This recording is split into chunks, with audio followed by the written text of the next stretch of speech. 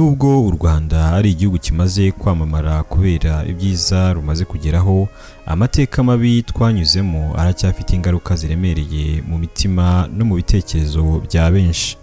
Bivuga ko ibikorwa n'ubutumwa by'isanamitima n'ubwiyunge bigikenewe. Utembereye umujyi wa Kigali ubona inyubako zihambaye n'imihanda ishamaje irangwa n'isuku itangaje. Bamwe baza batekereza ko bazahasanga ugusenyuka gukomeye, bahagera bagatangara.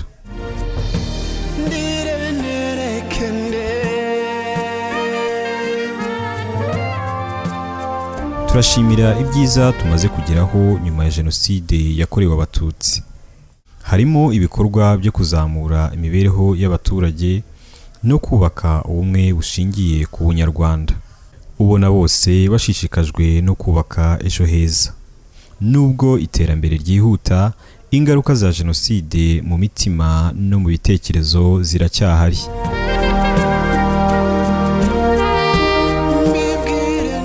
Abanyarwanda barwanyije amacakubiri ashingiye ku moko ndetse n'ivangura iryo ari ryo ryose.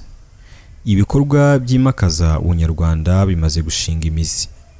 Icyerekezo cy'igihugu nuko umuntu wese yiyumvamo ubunyarwanda kurusha ibimuranga bindi. Mu by'ukuri aho tugeze turashima Imana. Nanone ntiwakibeshya ngo twirare tuvuga ko byose byatunganye. Haracyari byinshi byo gukora kugira ngo turandure umuzi wo gusharira burundu. Bimwe byihutirwa harimo gufasha inshike za Jenoside n'abagize uruhare muri Jenoside yakorewe Abatutsi bafungurwa bagasubira mu ngo zabo. Bamwe bayobewe icyo bazakora kugira ngo bongere kwinjira no kwakirwa n'umuryango nyarwanda. Nk'uko twese tubizi, kubabarira ntibyoroshye.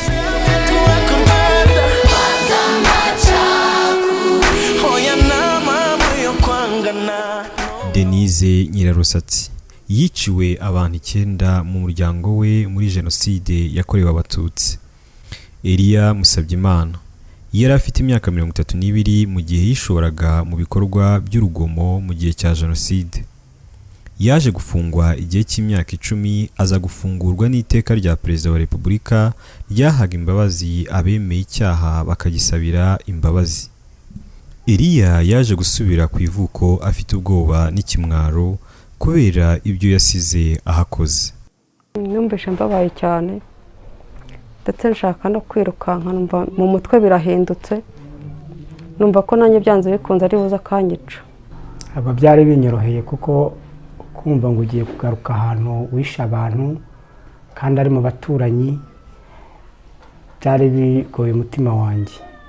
Uko nagiye nkira rero nakunze gusenga kandi nkagira ikibazo mu mutwe, nabamubonye nkumva mu mutwe birahindutse, nkumva umutima wanjye uraremereye, bigatuma ndwara umutwe wa buri gihe udakira.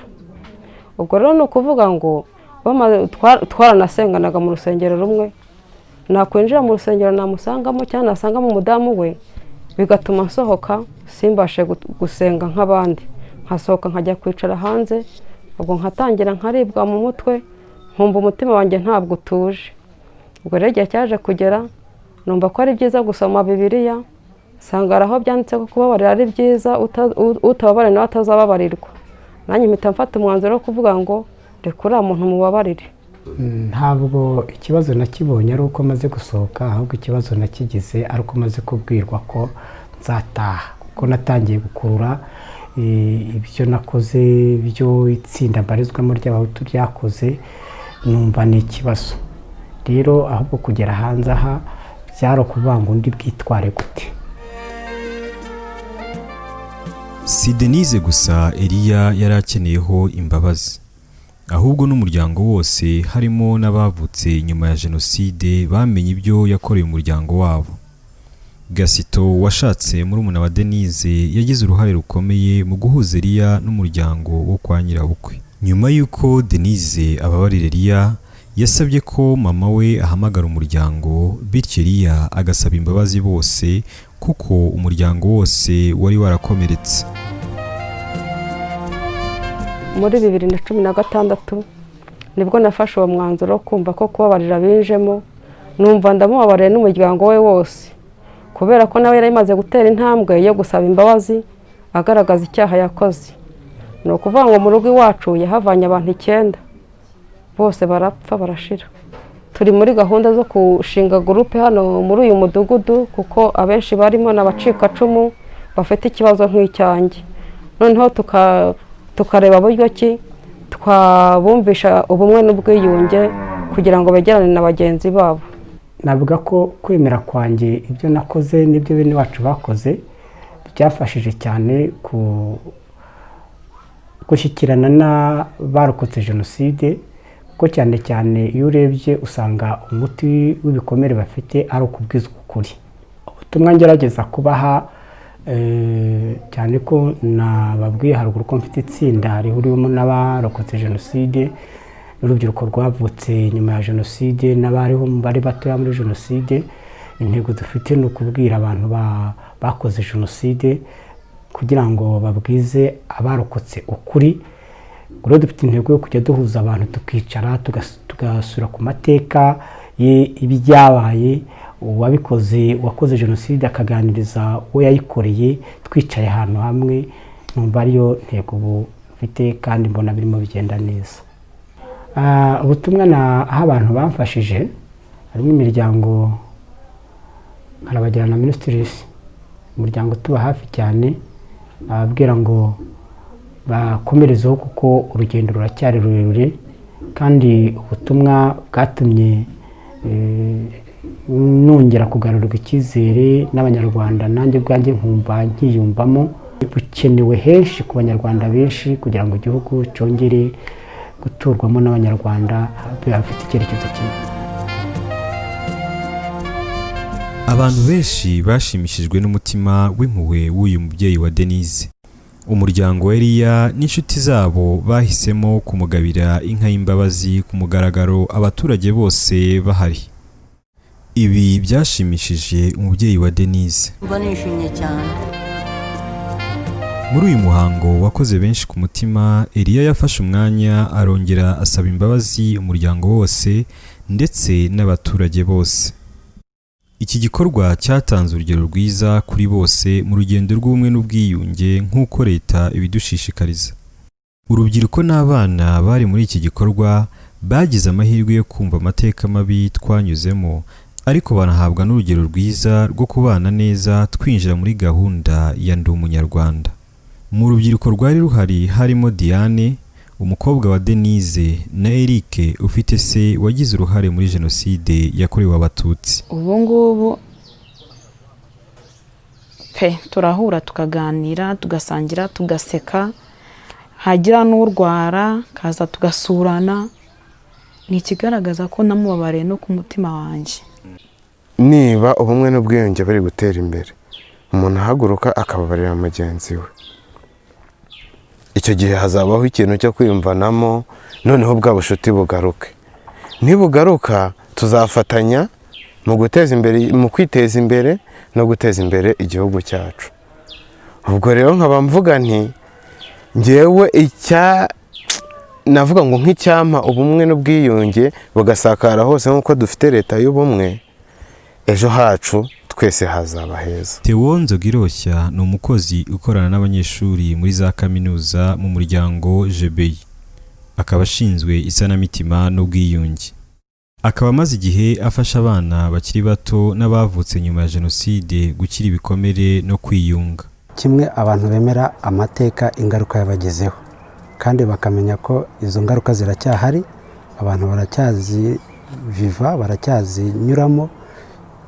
Nubwo hashize imyaka 24 jenoside ibaye, ariko izo ngaruka ziracyahari. Bivuga ngo ubutumwa bw'isanamitima n'ubwiyunge buracyakenewe muri iki gihe cya none, kugira ngo bifashe abantu gukira neza, bifashe abantu kwiyunga, babashe kugira ibindi bakora ariko batayobowe n'ayo mateka cyane ibyo bikomere bakomora kuri jenoside yakorewe Abatutsi. Aba bombi bari bakiri bato mu gihe cya jenoside, abandi bari bato cyane ku buryo batamenye neza ibyabaye. ariko ntibivuze ko jenoside itabagizeho ingaruka zikomeye kuko nabo bafite ibikomere batewe nayo. Ni ngombwa ko nabo bafashwa muri gahunda y'isanamitima. Nuko numvaga mfite ikimwaro n'isoni kugera mu bana iki gihe bato b'urubyiruko dufite ayo mateka ameze gutyo, kandi njye nkaba nturuka ku mubyeyi wafunzwe mu gihe cya gacaca. Numvaga mfite ikimwaro, mfite isoni. Mperuka kubona umuryango twicaye mbere mfite nk'imyaka 13. Kubera ayo mateka rero umuryango urasenyuka. Ku ruhande rw'umuryango nk'abana tuvukana hagiye habo nka tandanse yo kugira ipfunwe, kuvuga papa arafunze, gusobanura ibintu byinshi se, cyangwa hamwe umwe akaba yatinda kuvuga ko amufite ibintu nk'ibyo.